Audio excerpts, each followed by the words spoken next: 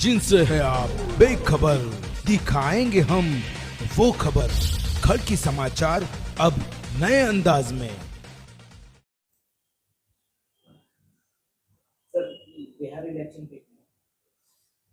देखिए, बिहार के इलेक्शंस में मजलिस इत्तेहादुल मुस्लिमीन ने महज 10% सीटों के ऊपर अपने उम्मीदवार उतारी है। 90% सीटों के ऊपर मजलिस नहीं इलेक्शन लड़ रही है। लेकिन ये 10% सीटों को हराने के लिए, चाहे फिर वो कांग्रेस पार्टी हो, आरजेडी हो या समाजवादी पार्टी हो, इन लोगों ने जो ताकतें लगाई है सिर्फ 10% सीटों के लिए, उसमें मकसद क्या है कि असदुद्दीन अवैसी ने वहां से जीतना नहीं चाहिए। ये उन तमाम कौम के लोगों के लिए एक सोचने वाली बात है। बहुत गौर से समझिए कि समाजवादी पार्टी बिहार के अंदर इलेक्शन नहीं लड़ रही है। क्यों नहीं लड़ रही है? क्योंकि अखिलेश यादव एक यादव है। उन्होंने बोला कि भाई, मेरा एक भाई बंधु है जो बिहार के अंदर अपनी क़यादत खड़े कर रहा है, अपनी लीडरशिप तैयार कर रहा है। तेजस्वी यादव के लिए मैं इलेक्शन नहीं लड़ूंगा, लेकिन जाकर उसकी पूरी मदद करूंगा करके। तो उन्होंने करे क्या? उन्होंने अपनी पार्टी के जितने मुस्लिम लीडर्स हैं सबको लाकर छोड़ दिए सीमांचल के अंदर, जहां मजलिस इत्तेहादुल मुस्लिमीन बहुत ताकत के साथ इलेक्शन लड़ रही है। कांग्रेस पार्टी ने क्या करी? 90% सीटों के ऊपर वहां पर आप गिन के बताइएगा कि कांग्रेस, जो अपने आप को बड़ी सेक्युलर पार्टी कहती है, उनके मुस्लिम लीडर्स कौन से ऐसे नॉन मुस्लिम कैंडिडेट्स के पास जाकर प्रचार करे, कितने प्रचार करे। और कांग्रेस के जो मुस्लिम लीडर्स है वो भी पूरे के पूरे सीमांचल के अंदर आकर बैठ गए। और निशाना कौन था? भाजपा नहीं था इनके नेताओं के ऊपर। इनका निशाना था कि ओवैसी क्यों आ रहा है, हैदराबाद से चलकर ओवैसी क्यों आ रहा है करके। तो आप ये बात समझिए कि आज अपनी क़यादत अगर मजबूत हो रही है, जीतने की कगार के ऊपर है, तो कैसे तमाम सियासी पार्टियां, लानत है ऐसे मुसलमान लीडरों के ऊपर जो मुझे जवाब दे कि 90% जो सीट्स जहां पर मजलिस नहीं लड़ रही है वहां पर आपने कितने जलसे किए हैं और मजलिस के उम्मीदवारों के खिलाफ आपने कितने जलसे लिए हैं। आप तो सेक्युलर है। सेक्युलरिज्म का मतलब यह है कि नहीं साहब, हम तो सभी जाति, धर्म, मजहब के लोगों को साथ में लेकर चलते हैं करके। तो सिर्फ आपको है तो सिर्फ यहां पे क्यों भेजा गया है? अखिलेश यादव अगर अपने भाई के लिए, अपने जात भाई के लिए इलेक्शन ही नहीं लड़ रहा है, तो सवाल यह पैदा होता है कि हमारे जात भाई हमको गिराने के अंदर क्या क्या खेल खेल रहे हैं।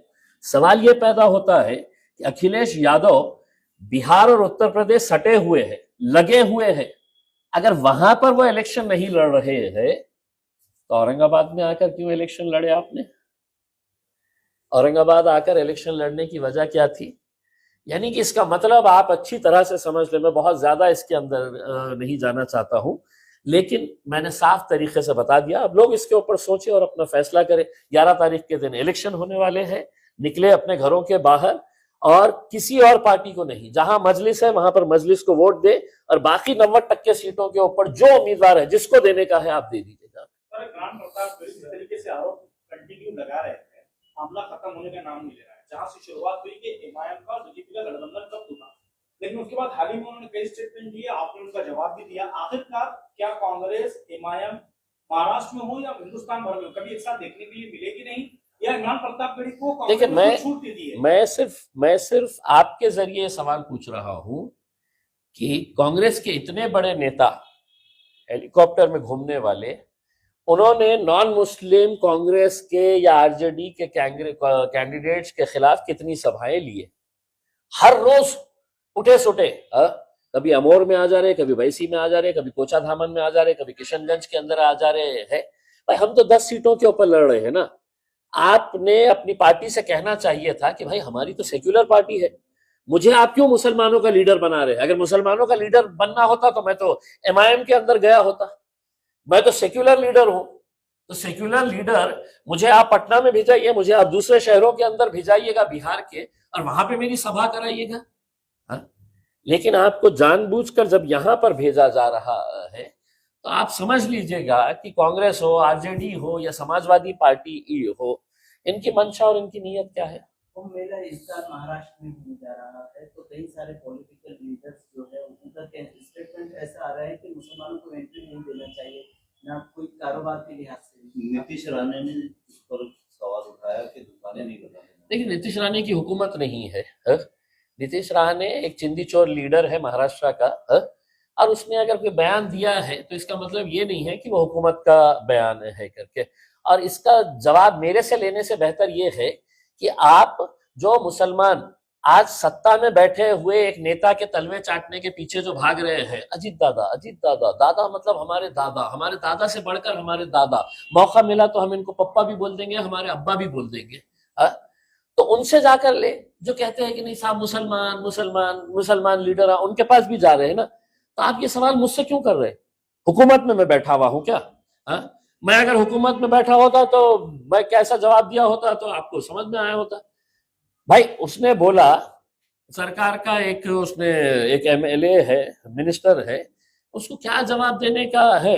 वो आप है तो अपने दूसरे जो अलायंस पार्टनर्स के अजीत दादा है, और मेरे से बेहतर यहाँ पे उनके जो मुसलमान लीडर आप घूम ले रहे हैं, उनसे जाके पूछिएगा सवाल आप कि साहब आपको तो वहां पे दुकान लगाने भी नहीं दे रहे हैं करके, और आप लगे हुए सुबह दोपहर शाम साजिद पवार जिंदाबाद जिंदाबाद जिंदाबाद। कर्नाटक बेंगलोर एयरपोर्ट पर एक बीजेपी के लीडर ने एक वीडियो क्लिप सोशल मीडिया पर डाला है जिसमें एयरपोर्ट पर नमाज पढ़ते हुए दिखाई दे रहे हैं, और उसने ये लिखा है कि ये राज्य सरकार की मुहब्बत तमाचा है एयरपोर्ट पर नमाज पढ़ना। देखिए, घटिया लोगों की घटिया सोच, घटिया समझ है। नमाज 2 मिनट के लिए होती है, इसके अंदर नमाज पढ़ रहे हैं, इसमें कोई नहीं है इलेक्शन के वक्त में। देखिए, ये जैसे राणे टाइप के जो लोग हैं ना, वो कर्नाटक में भी है, वो दिल्ली में भी है। इनकी मानसिकता, ये सब इनके दिमाग का अगर आपने स्कैन करे, अगर इनका सीटी स्कैन अगर निकाले दिमाग का, तो मैं दावे के साथ कह सकता हूं कि उसमें भेजा नहीं मिलेगा, गोबर मिलेगा। आप चेक करवा लीजिएगा, मैं नीतीश राणे को चैलेंज कर रहा हूं। तो एक मर्तबा सीटी स्कैन निकाल, और निकाल के है तो तू वो रिपोर्ट है तो सोशल मीडिया के ऊपर डाल। हम दावे के साथ बोल सकते हैं कि तेरा मेंदू जो होता है ना भेजा, वो भेजे की जगह गोबर है तुम्हारे दिमाग में भरा हुआ। सर, महाराष्ट्र में 5 करोड़ का जो जमीन घोटाला निकला है, 12 कंपनियां और ऐड होगी उसमें, और पूरी राष्ट्रवादी दोनों भी भतीजे को बचाने के लिए मैदान में उतरी है। आप कैसा देखते हैं? नहीं, बाप खुद बोल रहा है कि मेरे को तो मालूम ही नहीं, मेरे को अच्छा 300 करोड़ का अच्छा ले लिया उसने जमीन, अच्छा मेरे को तो पता ही नहीं है करके उसने। मतलब ये सोच लीजिएगा कि उनके लिए ऐसा लग रहा है कि 300 करोड़ कहते पड़े होंगे ड्रॉर फ्लावर में, निकाला जाके कुछ तो भी जमीन खरीद के लेके आ गया। मतलब वो जब स्टेटमेंट पढ़े हमने, जब हमने उनका स्टेटमेंट सुने, तो मैं फौरन मेरा हाथ जो है ना वो कान के पास लगाया कि बोला कि कान में बीड़ी वीड़ी तो अटकी भी नहीं है हमारी, कि हमारे को कुछ अकल ही नहीं है हमारा। भाई आप समझ क्या रहे हैं जनता को? आप देखिएगा सरकार में बैठे हुए लोग, ये यहाँ के एक मंत्री है संजय सिरसाट साहब, उनके घर में उनके बेडरूम के पास इतना बड़ा बैग मिला, उसमें मेरे को नोटा दिख रहे, पत्रकारों को नोटा दिख रहे, और मैं बोला नहीं कपड़े हैं करके। तो मैं बोला या अल्लाह, ये ऐसे कपड़े हमको कब मिलने वाले हैं करके, ये कपड़े हम भी पहनना चाहेंगे करके उसने। तो अब उन्होंने ऐसा समझ लिया है। दादा बोले मेरे को पता ही नहीं, मला माहितच नाही, काही काय झालं, कधी झालं मला माहितच नाही, 3 महिन्यापूर्वी मला असं। तर असे प्रकार, ये जो ऐसे जो मामला थे ना, उसमें सिर्फ एक निकला है। इनके मंत्रियों को अगर एक को अगर खंगालेंगे, तो हर एक के ऐसे प्रकरण निकलेंगे, उसमें हर एक के प्रकरण निकलेंगे। अब तो मैं ये कहूंगा कि महाराष्ट्र के जितने अधिकारी हैं, तहसीलदार हो, तलाठी हो, जितने भी जो जमीनों के मामलात के अंदर, इन्होंने स्ट्राइक कर देना कि बोलना पैसा इनने खा रहा और सस्पेंड हमको किया जा रहा है करके। भाई कोई अपने मर्जी से करेगा? तो अधिकारियों को भी ये समझना चाहिए कि बेटा जब बात आएगी ना, तो तुम्हारी नौकरी जाएगी। नेता तो हाथ ऊपर कर डालेगा, बाप बोलेगा मेरे को मालूम ही नहीं है क्या है करके, और बेटा इतना भोला कि उसे मालूम ही नहीं था कि वो सरकारी जमीन है करके। 500 रुपये में इन्होंने लिए। ये हमारे भोमरे साहब ने कितने में लिए थे वो? हिबानामा करके, वो भी 500-200 रुपए की बॉन्ड पेपर था ना उसके अंदर। 500 रुपए की बॉन्ड पेपर था ना, तो उस पर ले लिए। सर, भोमरे साहब को सांसद रत्न जाहिर हुआ है, कैसा देखते हैं आप कि इतने कम समय में? नहीं, मेरी नाराजगी है इस बात को लेकर कि जो शख्स दुनिया में इतना मशहूर है, इंटरनेशनल लेवल के ऊपर, वो अगर कोई अवार्ड का हकदार है, तो मेरे हिसाब से कोई इंटरनेशनल जो अवार्ड रहेगा, जो दुनिया के अंदर जैसा मैक्सिस अवार्ड होता है, नोबल नहीं, नोबल पीस प्राइज होता है, इनका पीस से कोई लेना देना नहीं है, नोबल पी प्राइज हो सकता है उसके अंदर। तो इनको ये संसद रत्न क्या है, इन्होंने जिस दिन चुन के आ गए थे तो मेरी नजर में तो उसी दिन रत्न हो गए थे वो। और उनके साथ साथ उनको जिन जिन लोगों ने वोट किए हुए हैं उनको भी अवार्ड मिलना चाहिए उसके अंदर। मेरी ये मांग है सरकार से। बिहार इलेक्शन में आप 10 जगह चुनाव लड़ रहे हैं, अगर अच्छा स्ट्राइक रेट आता है तो आप राज्यसभा पर जा सकते हैं, ऐसी उम्मीद हो रही है? नहीं, देखिए ये लोग अपने तौर के ऊपर उनकी दीवानगी, उनकी मोहब्बत है, उसमें ऐसा कोई ये नहीं है कि राज्यसभा की कोई सीट मिलेगी। और हमारे लिए अब ये मायने नहीं रखता है साहब कि आप लोकसभा में जाइए, राज्यसभा में जाइए, मंत्री बन जाइएगा करके, ये कोई मायने नहीं रखता है। हमने जाके मेहनत किए है, कोशिश किए है, और अब ये उम्मीद कर रहे हैं कि बिहार की और खासतौर से सीमांचल की आवाम जो है वो मजलिस के साथ पूरी ताकत के साथ खड़े रहेगी। मनोज जहान ने पार्टी की हत्या की साजिश रची गई थी, ऐसा ये मैंने कुछ पढ़ा है इसके बारे में, लेकिन चूंकि मुझे बहुत ज्यादा जानकारी नहीं है, मैं बिहार में था, तो इसके बारे में पूरा पढ़ने के बाद मैं कमेंट कर सकता एक सवाल ऐसा भी है कि मनोज जरांगे को छेड़छाड़ सिक्योरिटी की जाए, ऐसी ये हो रही है, मांग हो रही है, आप कैसे देखते हैं? हूँ। चूंकि मैं है तो इस बारे में कि वो उसके अंदर कितनी सच्चाई है, क्या है करके, मैं चूंकि बिहार में था और मुझे बिल्कुल मौका नहीं मिला है, तो भाई एक समाज का लीडर तो बन के उभरा है, वो अपने समाज की लड़ाई लड़ तो रहा है उसमें। यकीनन हर इंसान के जान की सुरक्षा जो है वो सरकार ने लेनी चाहिए, हिफाजत करनी चाहिए उसके अंदर। अगर जरांगे पाटिल साहब को ऐसा लगता है कि भाई इनको सुरक्षा मिलनी चाहिए तो मिलनी चाहिए। हमारे शहर में तो ब्लैक करने वालों को भी है तो सुरक्षा दे देती है पुलिस, 2 नंबर के धंधे करने वालों को भी सुरक्षा दे देती है पुलिस उसमें।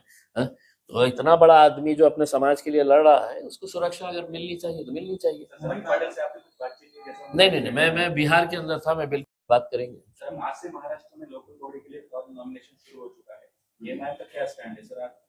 आज से शुरू हुआ। देखिए, मैंने है तो महाराष्ट्र के अंदर एक टीम तैयार किया है, और वही टीम पूरा इख्तियार उनके पास दिया गया है कि आपको एक लीडरशिप अगर डेवलप करना है तो उनके ऊपर एक जिम्मेदारियां भी देना पड़ेगा, और जिम्मेदारियां पूरी ताकत के साथ देना पड़ेगा, सिर्फ कागज के ऊपर नहीं है उसमें। तो मैंने एक चैलेंज इनके ऊपर दिया हो कि भैया ये इलेक्शन जो है वो हमारी टीम लड़ाएंगी, हमारे समीर साजिद साहब हो, वसीम भाई हो, और भी उसके अंदर जो भी जिम्मेदार लोग हैं वो सब मिलके ये इलेक्शन लड़ाएंगे। मेरा सिर्फ मकसद यही है कि हमको नतीजे चाहिए उसके अंदर, जो डिलीवर करेगा वो मजलिस के अंदर आगे भी बढ़ेगा और टिके भी रहेगा, और जो मुझे फोर्स करेंगे कि साहब ये इलेक्शन लड़ाना है करके, तो हमने लोगों से ये कहा है कि हम आपसे एक अंडरटेकिंग लेंगे। अगर आप किसी जिले के ऑब्जर्वर है, इंचार्ज है, तो आप एक अंडरटेकिंग देंगे हमारे को, और उस अंडरटेकिंग के अंदर ये बताएंगे कि साहब ये इलेक्शन लड़ना जरूरी है और हम जीत के आएंगे। तो वो अंडरटेकिंग अगर मिल जाएगा तो इलेक्शन लड़ा लेंगे हम उनके बोलने के ऊपर। और अगर वो इलेक्शन के बाद, हारने से हमको डर नहीं है, लेकिन अगर किसी को 10,000 वोट मिले और हमको है तो वहां पे 300-500 वोट मिले, तो यानी कि मतलब आपका सियासी शऊर कितना है ये हमको समझ में आया, तो दूसरे दिन है तो हम आपको खुदाफिज कर देंगे पार्टी से। मराठवाड़ा में उद्धव ठाकरे का दौरा हुआ है, इसको आप किस तरह देखते हैं? तो होते रहते दौरे, मुझे पता नहीं है काय के लिए आए थे, क्या करने। किसानों को जाके मिले उन्होंने, और यहाँ पर कोई, मैं पहले भी बोल चुका हूँ, कोई दौरे पौरे करने की जरूरत नहीं है। टेक्नोलॉजी इतनी आगे बढ़ चुकी है कि आप अपने ऑफिस में बैठ के कौन सा क्षेत्र कितना खराब हुआ है, कितना नुकसान हुआ है, ये सब आप बता सकते हैं। तो ऐसे उसमें ठीक है, अपने राजनीतिक तौर के ऊपर ये कर रहे होंगे उसमें, लेकिन सवाल यही पैदा हो रहा है कि क्या किसानों को जो उनका सरसकट कर्ज माफी का मामला था, उनको जो मदद पहुंचाने का मामला था, क्या वो पूरा हो पाया है? तो नहीं हो पाया है। जिस इलेक्शन के वक्त में महिलाओं को लाड़ किया जा रहा था, वो पूरी महिलाओं के साथ लाड़ चल रहा है अभी भी, या वो लाड़ खत्म हो चुका है? 1500 रुपया अब उनको थैंक यू नो मेंशन कर दिया गया है। सर, आरएसएस प्रमुख मोहन भागवत ने कहा है कि आरएसएस राष्ट्रहित के काम करती है, आप किस तरह देखते हैं? और उन्होंने दूसरा मुसलमानों के लिए भी दरवाजा खोल दिया। हमको कहीं नहीं जाने का है भाई, हम इस देश के अंदर है। आप आपका राष्ट्रहित कौन कौन सा काम है करके आप चड्डी पहनिए, डंडा लीजिए, साल में 1 मर्तबा है तो मोटे मोटे पेट लेके डंडा लेके है तो आप संचलन करिए और बोलिएगा हम इस देश के लिए। आप इतना देशभक्ति की बात करते हैं, इनको पूरे आरएसएस वालों को नहीं क्या, मेरे हिसाब से तो चाइना के बॉर्डर के ऊपर छोड़ देना चाहिए। उसके अंदर ऐसा भीड़ के भाग के आएंगे ना, उसके अंदर चड्डी पहन के, इसमें ये सिर्फ बड़ी बड़ी बातें कर रहे हैं उसके अंदर। और हमको मुसलमानों को रहने दीजिए साहब, मुसलमान अपने मेहनत काम काज करके कर रहा है। आप अपने बारे में आप बात करिएगा कि आप क्या करने वाले हैं करके, जहां वहां जो वो उठता है मुसलमान मुसलमान मुसलमान। झंडे की भी बात हो रही है, झंडे की भी बात हो रही है कि अब झंडा भगवा ही हम रखना चाह रहे थे, मगर गांधी जी ने उस वक्त जब कहा कि हरा जाए, उसके अंदर जो उनका झंडे में है, उद्धव ने भी बोला है कि वो निकाल के बताए, चैलेंज करे उद्धव ठाकरे।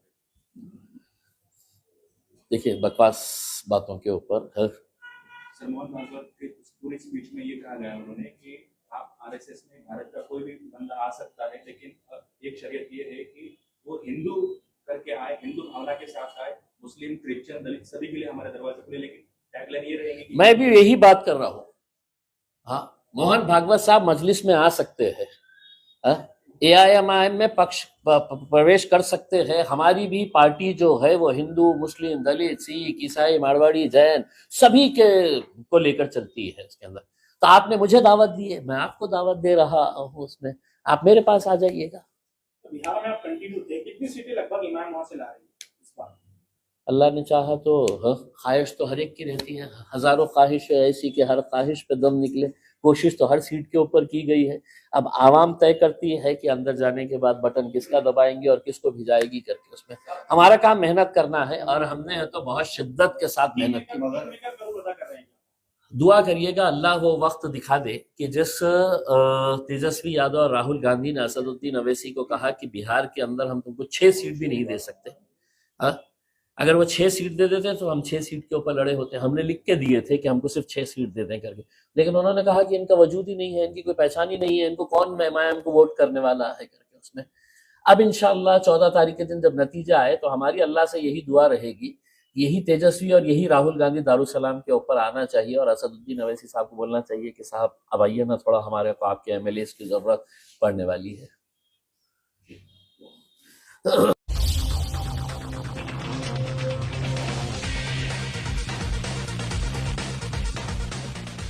जिनसे है आप बेखबर, दिखाएंगे हम वो खबर। खड़ की समाचार अब नए अंदाज में।